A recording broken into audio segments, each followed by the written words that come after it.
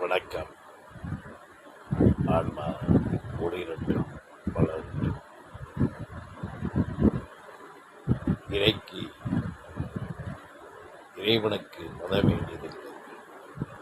அவன் மதத்தோடு இல்லை, பிரபஞ்சத்தோடு இருக்கிறான். மனிதன் தான் மதத்தை தூக்குகிறான். அந்த மதம் இந்த மதம் தூக்கி கரையில் சுமைக்கிறான். இறைவனுக்கு ஆள் சேர்க்க வேண்டியதில்லை. இவன் தன் மதத்துக்காக ஆள் சேர்த்து கொண்டிருக்கிறான். மதம் என்றால் வழிபாடு, மார்க்கம். இன்னொரு மதம் என்றால் திமிர். இறைவனுக்கு திமிர் வேண்டியதில்லை, மதமும் வேண்டியதில்லை. பிரபஞ்சத்துக்கு எதுவும் தேவையில்லை.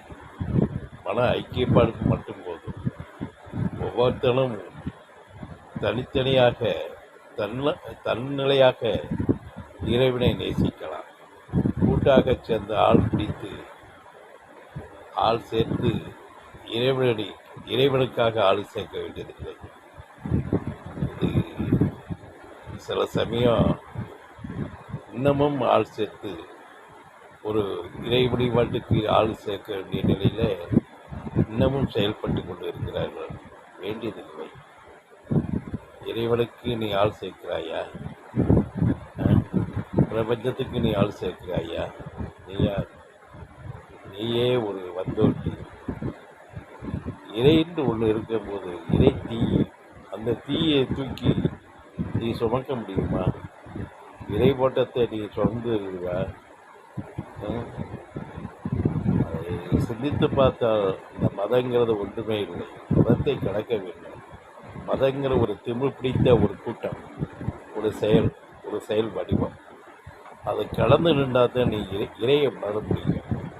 இன்னமும் வட்டம் போட்டு கூட்டல் போட்டு மணிக்கணக்கில் பிரார்த்தனை பண்ணி என்ன செய்ய? ஒன்றுமே இல்லை. மனமது செம்மையானால் அந்த நிலையே இல்லை. அது கலந்து விடும், உடைந்து விடும், ஓடியே விடும்.